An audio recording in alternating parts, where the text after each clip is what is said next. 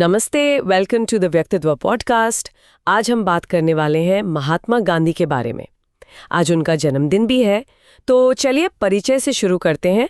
मोहनदास करमचंद गांधी एक भारतीय वकील है ना, और एक एंटी कॉलोनियलिस्ट एक्टिविस्ट भी। बिल्कुल, और साथ ही एक पॉलिटिकल एथिसिस्ट जिन्होंने नॉन वायलेंट रेजिस्टेंस मतलब अहिंसक प्रतिरोध का इस्तेमाल किया। हाँ, और इसी के जरिए भारत को ब्रिटिश राज से आजादी दिलाने वाले कामयाब अभियान को उन्होंने लीड किया। सही बात है। और देखिए, इसी वजह से दुनिया भर में उन्हें महात्मा यानी महान आत्मा का सम्मान मिला। ये टाइटल पता है उन्हें पहली बार 1914 में मिला था। अच्छा, दक्षिण अफ्रीका में। हाँ, दक्षिण अफ्रीका में। भारत में तो खैर उन्हें राष्ट्रपिता कहते ही हैं और प्यार से लोग बापू भी बुलाते हैं। उनका जन्म 2 अक्टूबर 1869 को पोरबंदर, गुजरात में हुआ और 30 जनवरी 1948 को दिल्ली में उनकी हत्या कर दी गई।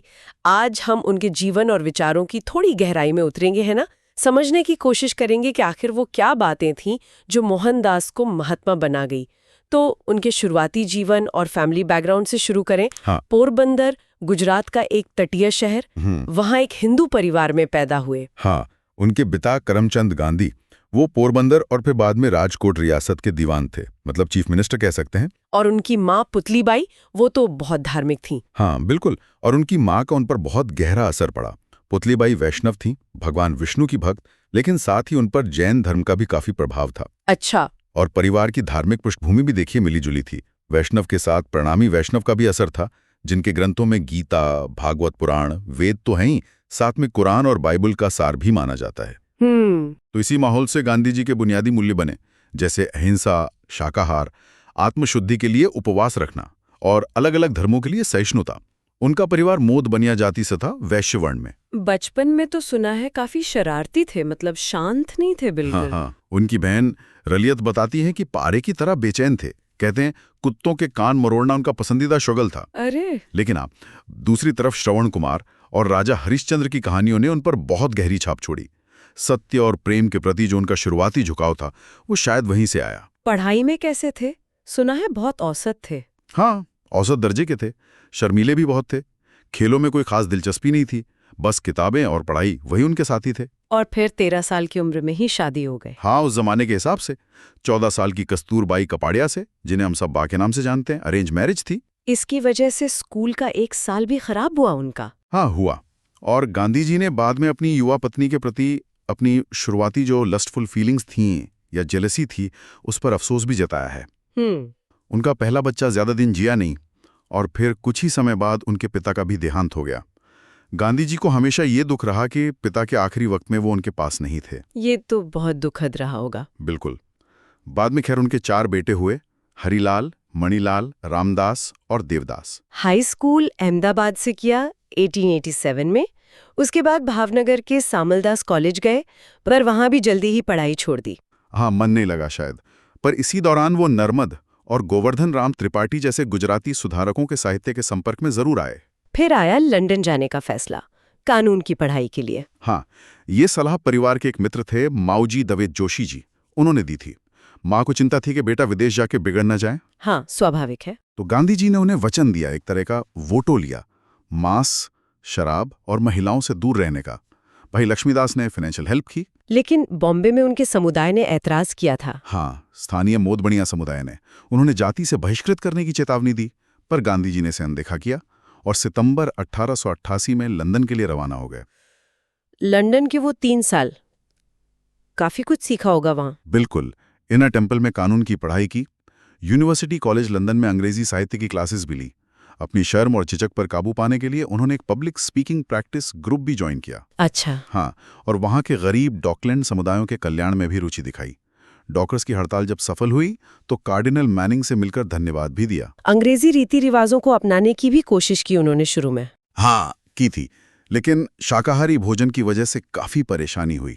आखिरकार एक वेजिटेरियन रेस्टोरेंट मिला उन्हें। हेनरी सॉल्ट के लेखन से काफी प्रभावित हुए और लंदन वेजिटेरियन सोसाइटी मतलब LVS में शामिल हो गए। और उसकी एग्जीक्यूटिव कमेटी के सदस्य भी चुने गए। हाँ, और वहीं उनकी मुलाकात थियोसॉफिकल सोसाइटी के सदस्यों से हुई। उन्होंने ही गांधी जी को भगवद गीता पढ़ने के लिए प्रोत्साहित किया। और मजे की बात यह है कि पहली बार उन्होंने गीता सर एडविन आर्नोल्ड के अंग्रेजी अनुवाद में पढ़ी। बिल्कुल। एलवीएस कमेटी में उनका कार्यकाल भी बड़ा दिलचस्प रहा। एक वाकया हुआ था, अध्यक्ष थे अर्नोल्ड हिल्स। वो एक सदस्य थॉमस एलिंसन को निकालना चाहते थे क्योंकि वो बर्थ कंट्रोल मेथड्स का प्रचार कर रहे थे। गांधी जी खुद हिल्स के विचारों से, मतलब बर्थ कंट्रोल के खतरों वाले विचारों से सहमत थे, लेकिन उन्होंने एलिंसन के भिन्न मत रखने के अधिकार का बचाव किया। ये तो बड़ी बात है, मतलब अपने विचारों से अलग होते हुए भी दूसरे के अधिकार के लिए खड़े होना। बिल्कुल। और ये शायद पहला ज्ञात उदाहरण था जब गांधी जी ने अपनी शर्म और झिझक के बावजूद किसी अथॉरिटी को चैलेंज किया। उन्होंने अपने तर्क लिखकर दिए जो किसी और ने पढ़े।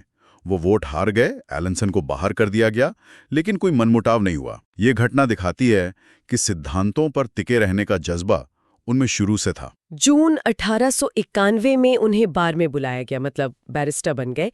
भारत लौटे तो पता चला कि उनकी मां का देहांत हो गया है। ये खबर उनसे छुपा के रखी गई थी। हाँ, ये भी एक दुखद बात थी। बॉम्बे में वकालत जमाने की कोशिश की पर वो सफल नहीं हुई। कहते हैं गवाहों से जिरह करने में, क्रॉस एग्जामिनेशन करने में उन्हें मनोवैज्ञानिक अक्षमता महसूस होती थी। अच्छा। तो राजकोट लौट आए, वहां अर्जियां वगैरह लिखने का काम करने लगे, लेकिन वहां भी एक ब्रिटिश अधिकारी से कुछ अनबन हो गई, तो वो काम भी बंद करना पड़ा। और यहीं से कहानी का रुख मुड़ता है दक्षिण अफ्रीका की तरफ। हाँ, 1893 में। तब वो 23 साल के थे। एक भारतीय व्यापारी थे, दादा अब्दुल्ला। उनके चचेरे भाई का मुकदमा लड़ने के लिए दक्षिण अफ्रीका गए। 105 पाउंड वेतन और यात्रा व्यय तय हुआ था। और वहां वो 1-2 साल नहीं, पूरे 21 साल रहे। पूरे 21 साल। और इसी दौर ने उनके राजनीतिक विचारों, उनकी नैतिकता और उनकी राजनीति को आकार दिया। ये बहुत फॉर्मेटिव ईयर्स थे। दक्षिण अफ्रीका पहुंचते ही उन्हें नस्लीय भेदभाव का सामना करना पड़ा, है ना? पहले दिन से ही डरबन कोर्ट में उन्हें पगड़ी उतारने को कहा गया, उन्होंने साफ मना कर दिया। फिर प्रिटोरिया जा रहे थे ट्रेन से, तो फर्स्ट क्लास डिब्बे से उन्हें बाहर फेंक दिया गया, पीटरमैरिट्सबर्ग स्टेशन पर। हाँ, पीटरमैरिट्सबर्ग स्टेशन पर। कहते हैं वो रात उस स्टेशन पर ठंड में ठिठुरते हुए गुजारना उनके लिए एक तरह का मोमेंट ऑफ ट्रूथ था। उन्होंने सोचा, क्या मैं डर कर भारत लौट जाऊं या इस अन्याय के खिलाफ लड़ूं? और उन्होंने लड़ने का फैसला किया। और ये तो बस शुरुआत थी। हाँ, फिर स्टेज कोच के ड्राइवर ने उन्हें पीटा क्योंकि वो अंदर बैठने की बजाय बाहर ड्राइवर के पास पायदान पर बैठने को राजी नहीं हुए। फुटपाथ से धक्का दिया गया क्योंकि भारतीयों को वहां चलने की इजाजत नहीं थी। ये सब अपमान बहुत गहरे थे। और ये उस इंसान के लिए जो खुद को पहले ब्रिटेन फिर भारतीय मानता था। बिल्कुल। इन अनुभवों ने उन्हें झकझोर दिया और वो ब्रिटिश साम्राज्य में भारतीयों की स्थिति पर सवाल उठाने लगे। 1894 में जब वो भारत लौटने की तैयारी कर रहे थे, तब उन्हें पता चला कि नटाल विधानसभा भारतीयों से वोट का अधिकार छीनने वाला बिल ला रही है। हाँ, और उन्होंने रुकने का फैसला कर लिया। उन्होंने कहा, यह मेरे आत्मसम्मान का सवाल है। और वहीं उन्होंने नेटाल इंडियन कांग्रेस की स्थापना की 1894 में और भारतीय समुदाय को एक राजनीतिक ताकत के रूप में संगठित करना शुरू किया। 1897 में जब वो भारत से वापस डर्बन लौटे तो उन पर एक श्वेत भीड़ ने हमला भी किया था। हाँ, हमला किया था, लेकिन गांधी जी ने हमलावरों पर मुकदमा चलाने से इनकार कर दिया। उन्होंने कहा कि ये व्यक्तिगत अपमान है और इसके लिए वो अदालत नहीं जाएंगे। ये उनके सिद्धांतों की एक झलक थी। फिर 1900 में बोअर वॉर हुआ, उसमें भी उन्होंने एक भूमिका निभाई। हाँ, उन्होंने स्ट्रेचर बेरर्स की एक टुकड़ी बनाई, नेटाल इंडियन एम्बुलेंस कॉर्प्स। इसमें घायल सैनिकों को ले जाने का काम था। उनका मकसद था अंग्रेजों के इस रूढ़िवादी सोच को गलत साबित करना कि हिंदू लड़ाई भड़ाई के लायक नहीं होते। कितने लोग थे इसमें? उन्होंने 1100 भारतीय स्वयंसेवकों को तैयार किया। इन लोगों ने कोलिंसो और स्पियनकोप की लड़ाइयों में सेवा दी। गांधी जी और 37 अन्य भारतीयों को क्वींस साउथ अफ्रीका मेडल भी मिला था। ये दिखाता है कि वो सिस्टम के अंदर रहकर भी अपनी जगह बनाने और भारतीयों की काबिलियत साबित करने की कोशिश कर रहे थे। और यहीं 1906 में सत्याग्रह का जन्म हुआ। बिल्कुल। ट्रांसवाल सरकार एक कानून लाई थी जिसमें भारतीयों और चीनी आबादी का पंजीकरण अनिवार्य था। इसके खिलाफ जोहान्सबर्ग में एक बड़ी विरोध सभा हुई और उसी सभा में गांधी जी ने पहली बार सत्याग्रह यानी सत्य के प्रति आग्रह या कहिए अहिंसक विरोध का तरीका अपनाया। इस पर टॉल्स्टॉय का भी प्रभाव माना जाता है। हाँ, लियो टॉल्स्टॉय का। और तमिल नैतिक ग्रंथ तिरुकुरल का भी। सत्याग्रह की जड़ें गहरी थीं। लेकिन उस समय नस्ल को लेकर उनके विचार थोड़े कॉम्प्लेक्स थे, जैसे आपने पहले बताया। हाँ, ये समझना जरूरी है। शुरुआत में उनका ध्यान भारतीयों के अधिकारों पर ज्यादा केंद्रित था। उनके कुछ शुरुआती लेखों में, जैसा मैंने कहा, भारतीयों को अफ्रीकियों, जिन्हें वो तब काफिर कहते थे, से अलग और बेहतर दिखाने का प्रयास दिखता है। जैसे 1895 में नेटाल असेंबली को दिए ज्ञापन में आर्य वंश का हवाला देना। लेकिन समय के साथ उनके विचारों में विकास हुआ, एवोल्यूशन हुआ। बाद में उन्होंने अफ्रीकियों के साथ भी काम किया और नस्लवाद का मुखर विरोध किया। 1903 में उन्होंने इंडियन ओपिनियन अखबार शुरू किया, जो अंग्रेजी, गुजराती, हिंदी और तमिल में छपता था। और 1906 के बम्बाथा विद्रोह में भी उन्होंने स्ट्रेचर बेरर इकाई का नेतृत्व किया था। हाँ, किया था, जुलू विद्रोहियों से सहानुभूति होने के बावजूद। और बाद में इंडियन ओपिनियन में अफ्रीकियों के खिलाफ हो रहे भेदभाव पर भी लेख छपने लगे। 1910 में उन्होंने अपने दोस्त हरमन कालेनबाग की मदद से जोहानिसबर्ग के पास टॉल्स्टॉय फार्म की स्थापना की, जो सत्याग्रहियों के लिए एक आश्रम जैसा था। आज देखिए, रंगभेद खत्म होने के बाद दक्षिण अफ्रीका में उन्हें एक राष्ट्रीय नायक माना जाता है। तो ये उनके विचारों का विकास दिखाता है।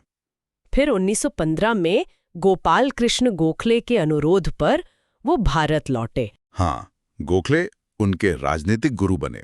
गांधी जी भारतीय राष्ट्रीय कांग्रेस (INC) में शामिल हुए।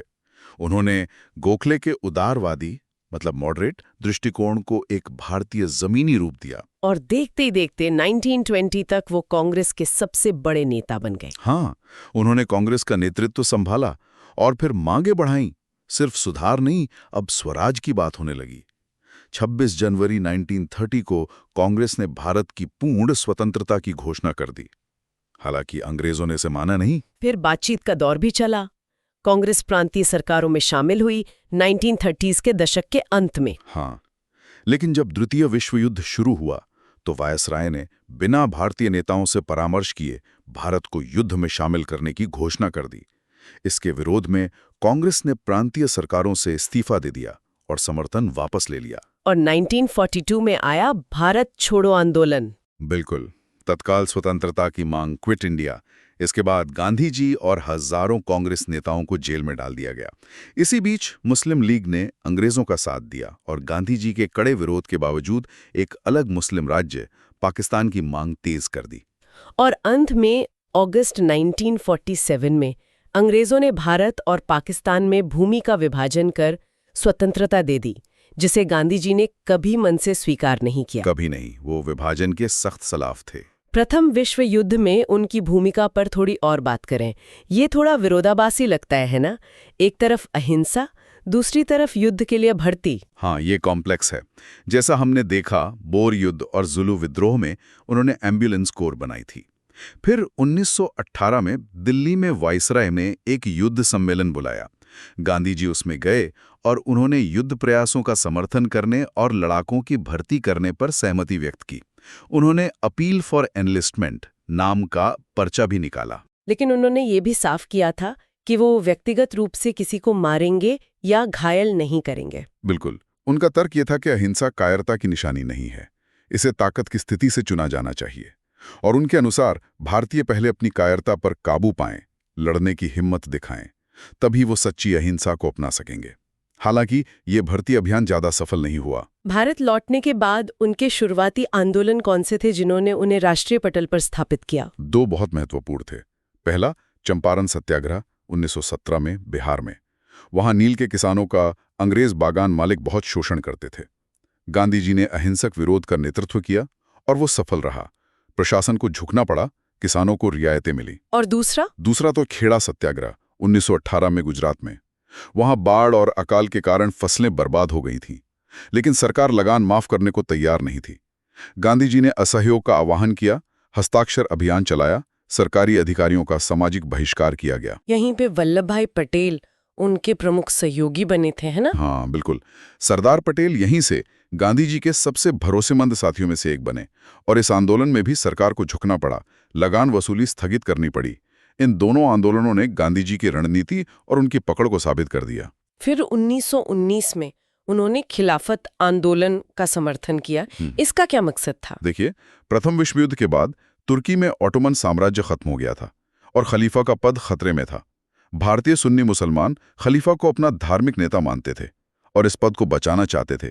गांधी जी ने इसे एक अवसर के रूप में देखा, ब्रिटिश साम्राज्यवाद के खिलाफ हिंदू मुस्लिम एकता बनाने का। उस समय रॉलेट एक्ट जैसा दमनकारी कानून भी आया था। हाँ बिल्कुल, रॉलेट एक्ट, जिसके तहत किसी को भी बिना मुकदमे के जेल में डाला जा सकता था। तो खिलाफत आंदोलन और रॉलेट एक्ट के विरोध ने मिलकर एक बड़ा जन आंदोलन खड़ा कर दिया। गांधी जी को भारतीय मुसलमानों का जबरदस्त समर्थन मिला। मोहम्मद अली जिन्ना जैसे नेता कुछ समय के लिए हाशिए पर चले गए। टैगोर जैसे कुछ हिंदू नेताओं ने इस तरह के धार्मिक मुद्दे को राष्ट्रीय आंदोलन से जोड़ने पर सवाल उठाए और 1922 आते आते तुर्की में खुद मुस्तफ़ा कमाल पाशा ने खलीफा का पद समाप्त कर दिया। तो आंदोलन वैसे ही अप्रासंगिक हो गया। दुख की बात यह है कि इसके बाद सांप्रदायिक हिंसा फिर से भड़क उठी। खिलाफत के बाद आया असहयोग आंदोलन, नॉन कोऑपरेशन मूवमेंट। हाँ, ये गांधी जी की किताब हिंद स्वराज, जो उन्होंने 1909 में लिखी थी, के मूल विचार पर आधारित था। विचार ये था कि भारत में ब्रिटिश शासन भारतीयों के सहयोग से ही टिका हुआ है। अगर भारतीय सहयोग करना बंद कर दें तो ये शासन ढह जाएगा। बिल्कुल। तो रॉलेट एक्ट के विरोध में सत्याग्रह तो चल ही रहा था। फिर 13 अप्रैल 1919 को जलियांवाला बाग हत्याकांड हो गया अमृतसर में। जनरल डायर के आदेश पर निहत्थे लोगों पर गोलियां चलाई गईं। बहुत भयावह था वो। हाँ, गांधी जी ने ब्रिटिश हिंसा की कड़ी निंदा की, लेकिन साथ ही कुछ जगहों पर भारतीयों द्वारा की गई हिंसा की भी निंदा की और प्रायश्चित के लिए उपवास रखा। इसके बाद उन्होंने अपना पूरा ध्यान स्वराज यानी स्वशासन पर केंद्रित कर दिया। 1921 तक वो कांग्रेस के निर्विवाद नेता बन चुके थे। उन्होंने कांग्रेस के संगठन को भी पुनर्गठित किया, उसे आम जनता तक पहुंचाया। असहयोग आंदोलन के तहत क्या-क्या किया गया? मुख्य थी स्वदेशी नीति, विदेशी सामान, खासकर ब्रिटिश कपड़ों का बहिष्कार और खादी पहनने का आग्रह, चरखा चलाना। हाँ, खादी पहनना, रोज चरखा चलाना आत्मनिर्भरता और स्वाभिमान का प्रतीक बन गया। इसके अलावा ब्रिटिश संस्थानों का बहिष्कार, स्कूल, कॉलेज, अदालतें, सरकारी नौकरियां, अंग्रेजों द्वारा दी गई उपाधियां लौटाना, ये सब शामिल था। लेकिन फिर चौरी चौरा कांड के बाद उन्होंने आंदोलन वापस ले लिया। हाँ, फरवरी 1922 में चौरी चौरा गोरखपुर के पास में भीड़ ने पुलिस थाने में आग लगा दी, जिसमें कई पुलिस वाले मारे गए। गांधी जी हिंसा के सख्त खिलाफ थे। उन्हें लगा कि लोग अभी अहिंसक आंदोलन के लिए तैयार नहीं हैं, तो उन्होंने आंदोलन वापस ले लिया। कई कांग्रेसी नेता इससे नाराज भी हुए और मार्च 1922 में उन्हें गिरफ्तार कर लिया गया। हाँ, राजद्रोह के आरोप में 6 साल की सजा सुनाई गई। लेकिन फरवरी 1924 में, करीब 2 साल बाद, उन्हें खराब सेहत, अपेंडिसाइटिस का ऑपरेशन हुआ था, के कारण रिहा कर दिया गया। उनके जेल में रहने के दौरान कांग्रेस में कुछ फूट भी पड़ गई थी, स्वराज पार्टी बन गई थी और खिलाफत आंदोलन भी लगभग खत्म हो गया था। इसके बाद कुछ साल थोड़ी शांति रही।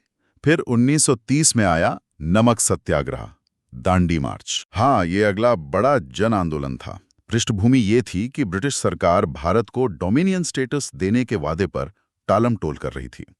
गांधी जी ने तत्कालीन वाइसराय लॉर्ड इरविन को एक अल्टीमेटम पत्र लिखा, जिसमें 11 मांगे थीं। जब कोई सकारात्मक जवाब नहीं मिला, तो उन्होंने सविनय अवज्ञा आंदोलन शुरू करने का फैसला किया। और इसके लिए उन्होंने नमक कानून को तोड़ने का फैसला किया। हाँ, नमक जैसी रोजमर्रा की जरूरत की चीज पर सरकार का टैक्स लगाना अन्यायपूर्ण था। तो 12 मार्च 1930 को गांधी जी ने अपने 78 चुने हुए स्वयंसेवकों के साथ अहमदाबाद के साबरमती आश्रम से दांडी के समुद्र तट तक की पैदल यात्रा शुरू की। करीब 400 किलोमीटर की यात्रा थी। हाँ, 241 मील, 24 दिन चली। रास्ते में हजारों लोग उनसे जुड़ते गए। गांव-गांव में उनका जबरदस्त स्वागत हुआ। 6 अप्रैल को दांडी पहुंचकर उन्होंने समुद्र के पानी से नमक बनाकर कानून तोड़ा। और इस आंदोलन में महिलाओं ने भी खूब हिस्सा लिया। हाँ, शुरू में गांधी जी थोड़े हिचक रहे थे महिलाओं को शामिल करने में। उन्हें लगता था कि पुलिस शायद महिलाओं पर ज्यादा सख्ती बरतेगी, लेकिन सरोजनी नायडू जैसी नेताओं के आग्रह पर वो मान गए और महिलाओं ने अभूतपूर्व संख्या में भाग लिया। अंग्रेजों ने दमन भी खूब किया। धरसाना नमक कारखाने पर जो पिटाई हुई। हाँ, दरसाना सॉल्ट वर्क्स पर सत्याग्रहियों की बर्बर पिटाई हुई। अमेरिकी पत्रकार वेब मिलर ने उसका आंखों देखा हाल लिखा, जिससे दुनिया भर में ब्रिटिश राज की किरकिरी हुई। इस आंदोलन के दौरान 60,000 से ज्यादा लोग जेल गए। कांग्रेस के अनुसार तो 90,000 से भी ज्यादा। ये शायद उनके सबसे सफल अभियानों में से एक था, जिसने ब्रिटिश शासन की नींव हिला दी। निश्चित रूप से इसने दुनिया को दिखा दिया कि भारत अब चुप नहीं बैठेगा। इन आंदोलनों ने गांधी जी को एक लोक नायक बना दिया। वो आम जनता से कैसे जुड़ पाते थे? देखिए, वो बहुत समझदारी से काम लेते थे। वो राम राज्य जैसे सांस्कृतिक प्रतीकों का इस्तेमाल करते थे, जो आम लोगों को समझ आते थे। वो खुद बहुत सादा जीवन जीते थे, लंगोटी पहनते थे, चरखा चलाते थे, तीसरी श्रेणी में सफर करते थे। इससे ग्रामीण जनता उनसे जुड़ाव महसूस करती थी। कई लोग तो उन्हें किसी मसीहा या अवतार की तरह देखने लगे थे। और उनके विचार भी लोगों को छूते थे। आत्मा बल बनाम पशु बल, घृणा को प्रेम से जीतना। हाँ, ये विचार भारतीय मानस में गहरे बैठे हुए थे। उन्होंने बस उन्हें एक राजनीतिक हथियार का रूप दे दिया। नमक सत्याग्रह के बाद बातचीत का दौर शुरू हुआ, गोलमेज सम्मेलन। हाँ, आंदोलन के दबाव में सरकार झुकी। मार्च 1931 में गांधी इरविन पैक्ट हुआ। इसके तहत सरकार ने राजनीतिक कैदियों को रिहा करने और नमक बनाने की छूट देने पर सहमति जताई और गांधी जी ने सविनय अवज्ञा आंदोलन स्थगित कर दिया। फिर वो लंदन गए सेकेंड राउंड टेबल कॉन्फ्रेंस के लिए।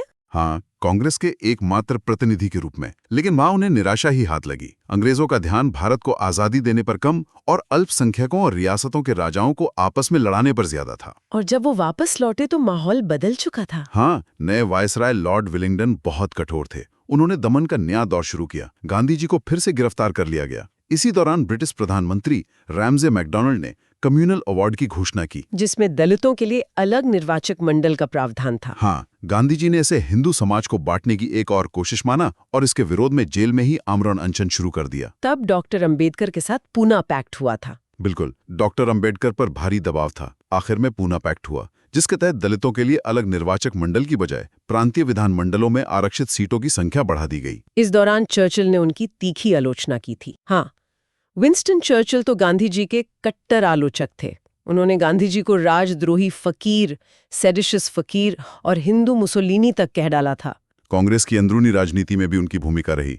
1934 में उन्होंने इस्तीफा दे दिया था। हाँ, उन्होंने कांग्रेस की सदस्यता से इस्तीफा दे दिया। उनका कहना था कि उनकी लोकप्रियता पार्टी में अलग अलग आवाजों को दबा रही है और वो सिर्फ एक मार्गदर्शक की भूमिका निभाना चाहते हैं। लेकिन वो कांग्रेस से पूरी तरह अलग नहीं हुए। 1936 में जब जवाहरलाल नेहरू अध्यक्ष बने तो वो फिर से सक्रिय हो गए। सुभाष चंद्र बोस के साथ उनके मतभेद भी काफी चर्चित रहे। हाँ, सुभाष चंद्र बोस कांग्रेस के भीतर वामपंथी विचारधारा के थे और वो गांधी जी के तरीकों से पूरी तरह सहमत नहीं थे। बोस 1938 में कांग्रेस अध्यक्ष चुने गए। 1939 में गांधी जी ने पट्टाभी सीतारमैया को उनके खिलाफ खड़ा किया, लेकिन बोस फिर से जीत गए। लेकिन फिर बोस को इस्तीफा देना पड़ा। हाँ, गांधी जी के समर्थकों ने वर्किंग कमेटी से इस्तीफा दे दिया, जिससे बोस के लिए काम करना मुश्किल हो गया। आखिरकार बोस ने कांग्रेस अध्यक्ष पद से इस्तीफा दे दिया और बाद में कांग्रेस भी छोड़ दी, फॉरवर्ड ब्लॉक बनाया। ये कांग्रेस के इतिहास का एक महत्वपूर्ण मोड़ था। फिर आया द्वितीय विश्व युद्ध और भारत छोड़ो आंदोलन 1942। हाँ, गांधी जी ने युद्ध में भारतीय भागीदारी का इस आधार पर विरोध किया कि गुलाम देश किसी फाशीवादी विरोधी युद्ध में भागीदार नहीं हो सकता। उन्होंने अंग्रेजों से कहा, भारत छोड़ो। अगस्त 1942 में बंबई के ग्वालियर टैंक मैदान में उन्होंने प्रसिद्ध भारत छोड़ो यानी क्विट इंडिया भाषण दिया और करो या मरो का नारा दिया। हाँ, डू और डाई। लेकिन ये आह्वान अहिंसक तरीके से करने का था। भाषण के कुछ ही घंटों के भीतर गांधी जी और कांग्रेस कार्य समिति के सभी बड़े नेताओं को गिरफ्तार कर लिया गया। इसके बाद देश भर में आंदोलन भड़क उठा। हाँ, ये स्वतःस्फूर्त आंदोलन था।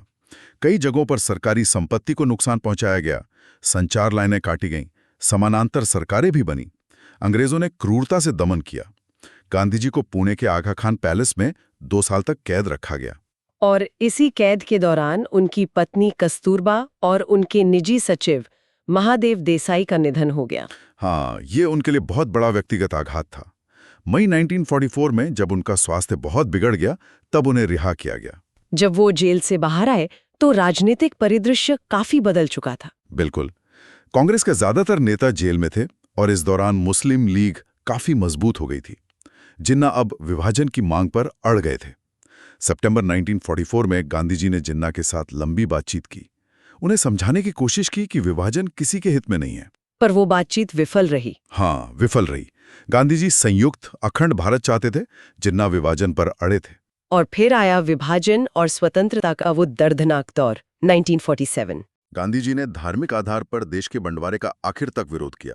वो बहुत दुखी थे। मुस्लिम लीग ने विभाजन करो और भारत छोड़ो का नारा दिया।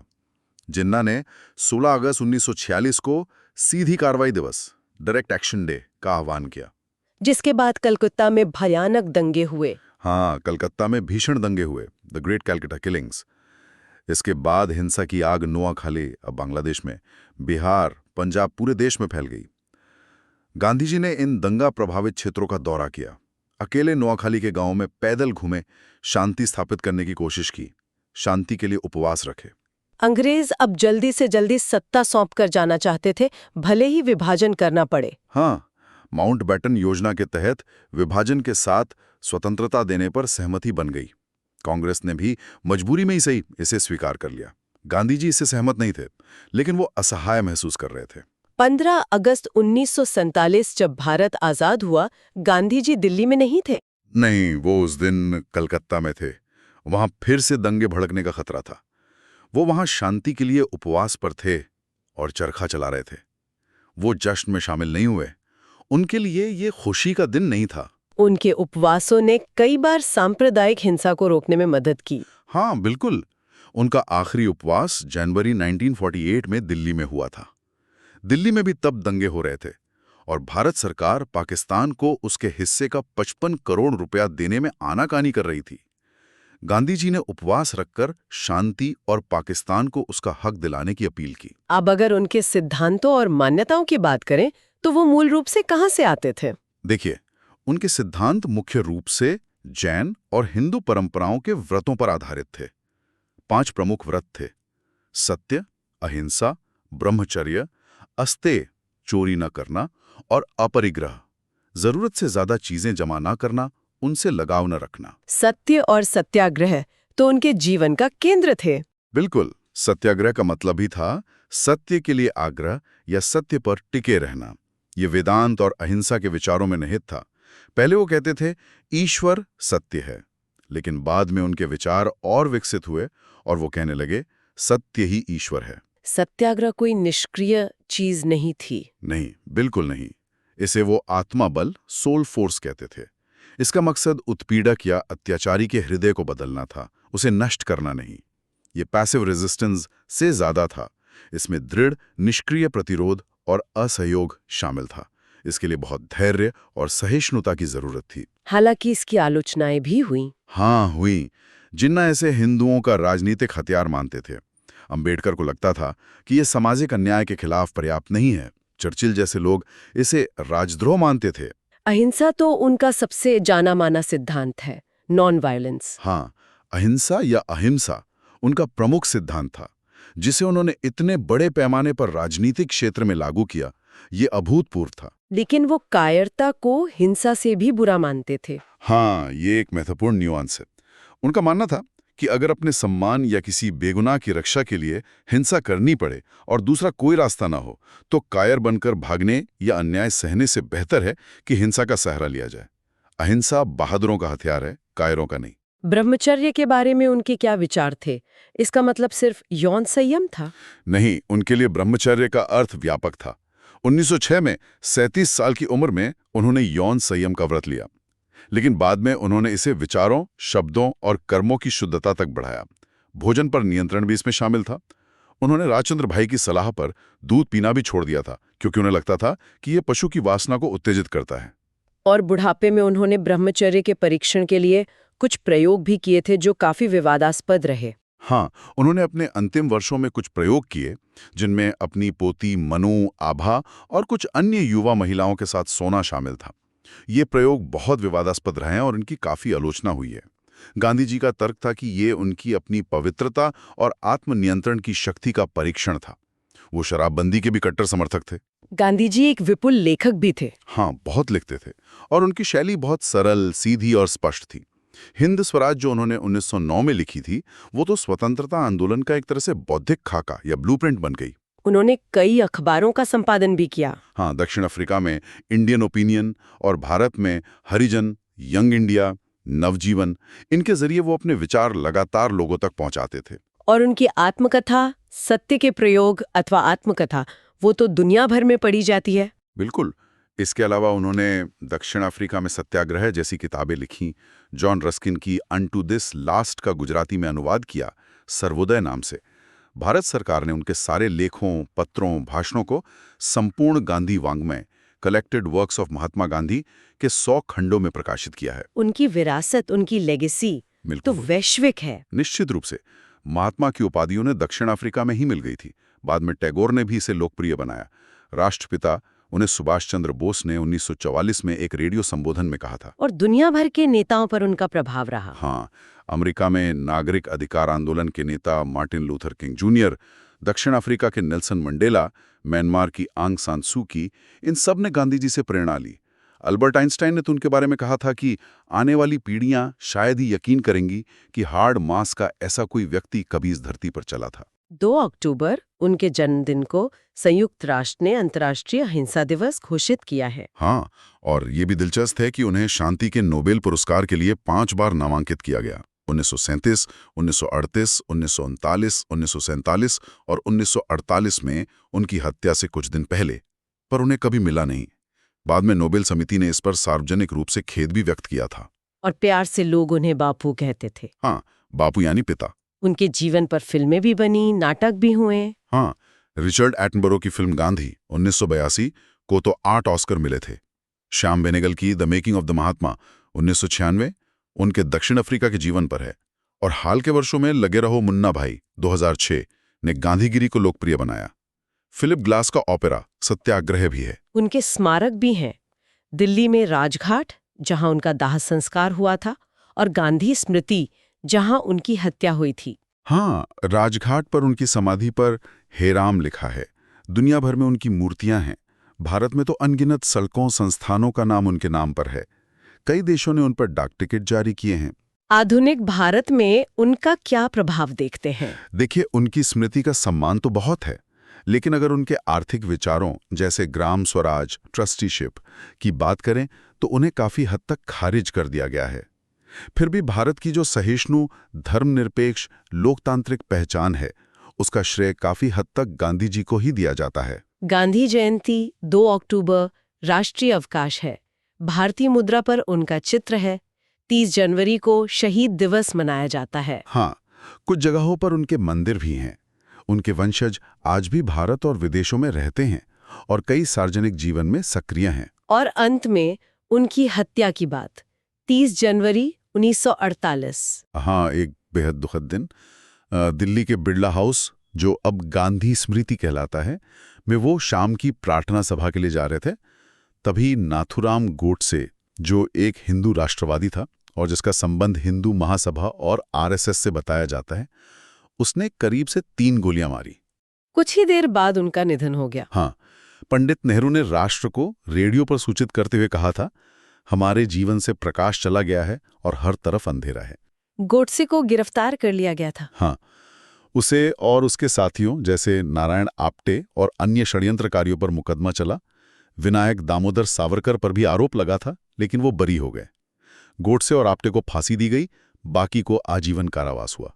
गोडसे का मकसद क्या था? वो क्यों नाराज था गांधी जी से? गोडसे और उसके साथी मानते थे कि गांधी जी भारत के विभाजन के लिए जिम्मेदार हैं और वो पाकिस्तान और मुसलमानों के प्रति बहुत ज्यादा नर्म हैं।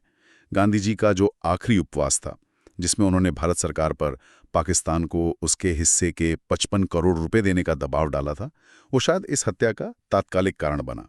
गोडसे को लगा कि गांधी जी हिंदुओं के हितों के खिलाफ काम कर रहे हैं। उनका अंतिम संस्कार दिल्ली में हुआ, जिसमें बहुत बड़ी भीड़ उमड़ी थी। हाँ, लाखों लोग शामिल हुए थे। यमुना किनारे राजघाट पर उनका दाह संस्कार किया गया। उनकी अस्थियां कलशों में भरकर पूरे भारत में भेजी गईं और इलाहाबाद में संगम समेत देश की कई पवित्र नदियों में विसर्जित की गईं। कुछ अस्थियां अन्य स्थानों पर भी रखी गईं, जैसे पुणे के आगा खान पैलेस में और लॉस एंजलिस के एक श्राइन में। जैसा आपने कहा, राजघाट पर उनकी समाधि पर हे राम अंकित है। माना जाता है कि ये उनके अंतिम शब्द थे। हाँ, यही माना जाता है। तो अंत में एक सवाल मन में आता है। पूछिए। गांधी के जो सिद्धांत थे, अहिंसा, सत्य, सत्याग्रह, आज की दुनिया में जो इतनी तेज तरार है, इतनी विभाजित है, अक्सर हिंसा और नफरत से भरी है, उसमें ये सिद्धांत कितने प्रासंगिक हैं, कितने रेलेवेंट हैं? ये बहुत बड़ा और महत्वपूर्ण सवाल है। क्या आज भी आत्मा की शक्ति, सोल फोर्स, पशुबल पर विजय प्राप्त कर सकती है? क्या आज भी अन्याय का सामना करने के लिए गांधी जी का रास्ता कारगर हो सकता है, या ये सिर्फ इतिहास की बातें बनकर रह गई हैं? इस पर शायद हम सबको सोचने की जरूरत है। ये आसान जवाब वाला सवाल नहीं है। बिल्कुल, सोचने वाली बात है। Okay, so we hope you liked our today's discussion. For more such discussion, subscribe to our channel Vyaktitva the epic tales. धन्यवाद।